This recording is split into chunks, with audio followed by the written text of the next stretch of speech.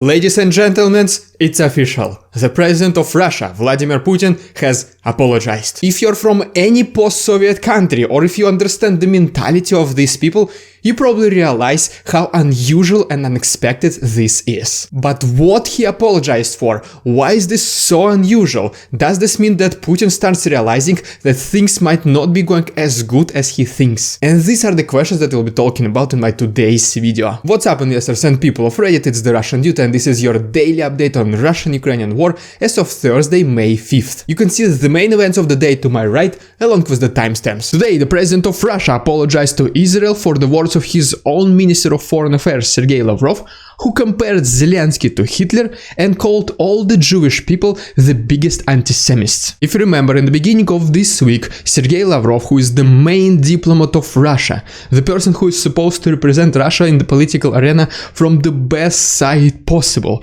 he made these unacceptable comments. And besides that, the next day after these remarks, the Ministry of Foreign Affairs of Russia supported Lavrov in his statements. This created the immediate backlash in the international community, especially from the side of Israel. And many people assume that one of the consequences of these statements will be that Israel will send its technologically advanced weapons to Ukraine. But today something really unexpected happened, which is Vladimir Putin apologizing. So if you're a person from post-Soviet countries, or if you know the mindset of these people, you probably realize how unusual this is, especially for such high government officials as the president of Russia and an ex-KGB officer. In the mindset of these people, apologizing means acknowledging the defeat. Whenever you're apologizing, you're basically humiliating yourself. And so for this reason, it was so unexpected and so unusual. And so at this very moment, I see two possible outcomes from this situation. First of all, Sergey Lavrov will be very ashamed that President himself had to apologize on his behalf. And I think he already feels this way. It is just that in the future he'll be extremely careful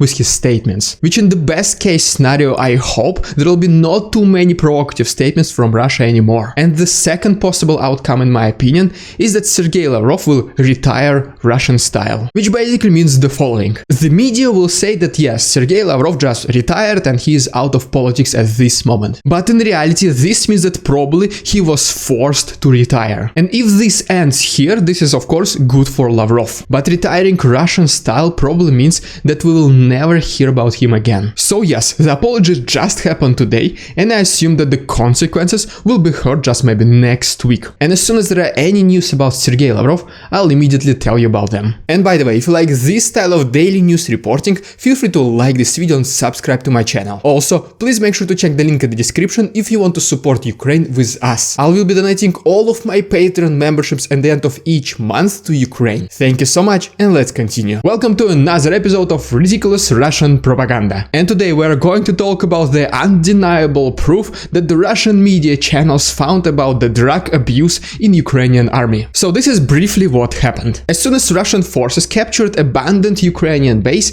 they found this bag with unknown pills, capsules and injections. And after immediate analysis which was done on spot without even taking these substances to the laboratory, these are the conclusions that Russians came up with. They said that these drugs turn Ukrainian soldiers into berserks. And it basically means the following, and let me read this for you so I don't miss anything. After taking these drugs, Ukrainian soldiers will have fire in their eyes, they will take their weapons and go against Russian tanks just like this on foot, and whenever they destroy Russian tanks, they will climb inside the tank which is still on fire to check if anyone survived. But the most important symptom after consuming these illegal drugs is that you will no longer feel any fear or pain. And as always, I will leave this up to you, whether you want to believe this or not. The preparations for the victory parade in Moscow, which will happen this Monday, May 9th, are happening every single day. And the biggest assumption which kind of announcement is that he will call for a country-wide mobilization, which basically means that Russia will be just basically enlisting more soldiers into its army. There are many speculations whether this will happen or not,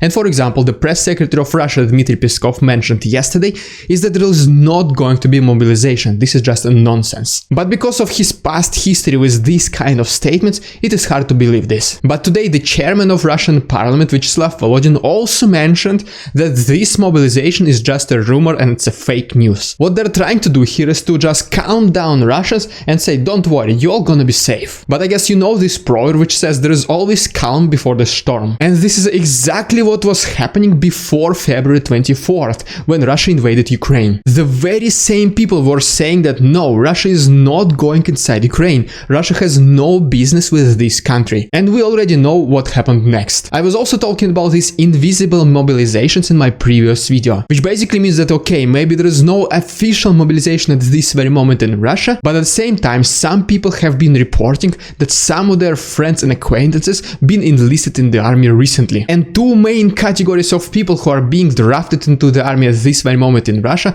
are those people who are unemployed or those ex-military personnel who live on the territory of post-Soviet countries. In addition to that, many Russians have been finding these kind of advertisements on job-seeking platforms which were titled as mobilization expert. The descriptions of this new job go as following. Mobilization experts must organize, obviously, mobilization. They must be ready to answer all the questions about mobilization that are coming from Russian people, and that they'll be handling all the mobilization related paperwork. So yes, on the one hand we have the government which is saying that there is not going to be any kind of mobilization in the nearest future. And on the other hand we have more and more proof that yes, this mobilization will happen. And that is why it will be so important to see this victory parade, to see what Putin is going to say. And I personally will be live streaming the parade. As a reminder, this will be happening this Monday, May 9th, 10 AM Moscow time. And I'll be live streaming this approximately at 3 AM Eastern Standard Time, which is 7 hours behind because of the time zones. And if you don't want to miss what Putin is going to say during this parade,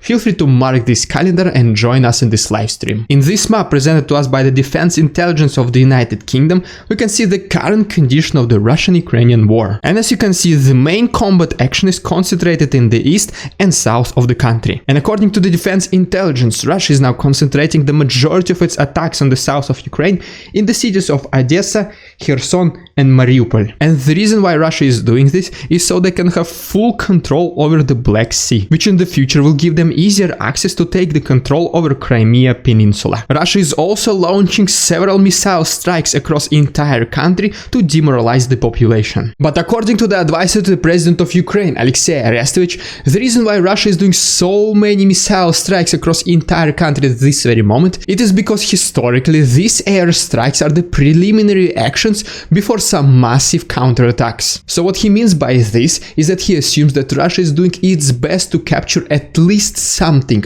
so that they can justify the victory parade on May 9th. And also one of the biggest combat action recently was the siege of Azovstal steel factory, which is located in Mariupol. The representatives of Azov battalion mentioned that Russian occupants are still present on the territory of the factory, and they are doing their best so that they can push away Russian soldiers so that the evacuation of civilians can be resumed. Another thing Arestovich mentioned is that in case Moldova will need military support to fight against Prидnestrovia and possibly Russian soldiers, is that Ukraine will be more than happy to send its forces. Just as a reminder, Moldova is the country which is located in the southwest of Ukraine, and the region in conflict is the region of Pridnestrovia, or how English speakers call it, Transnistria. And briefly, the reason why there is a conflict, it is because the region of Pridnestrovia wants to separate from Moldova. And this happens because of language problems back in 1990s. So basically Pridnestrovia wants to separate from Moldova, and Russia already mentioned that they are ready to help them with this. And at the same time, Ukraine said that they will be helping Moldova. And by the way, if you want to see more details, feel free to pause the video. The president of Belarus, Alexander Lukashenko, said that Vladimir Putin is not looking forward to confront NATO. Lukashenko said that he is not sure whether Russian army is ready to fight against entire NATO, and that he is also almost certain that Russia will not use nuclear weapons. The president also mentioned that Belarus will not take part in this special military operation that Russia is doing on the territory of Ukraine. The president of the European Council, Charles Michel, said that at this very moment the European Union has no plans how they can get rid of the Russian gas. He also added that at this very moment the European Union is considering all the possible options how they can get rid of the Russian oil. But speaking about the Russian gas, he said it is a completely different story. The Chancellor of Germany, Olaf Scholz, mentioned that Germany will remove sanctions against Russia only after consulting with Ukraine, which in my personal understanding means that Germany will be waiting for the green light from Ukraine. Thank you so much for your attention, stay safe and see you tomorrow.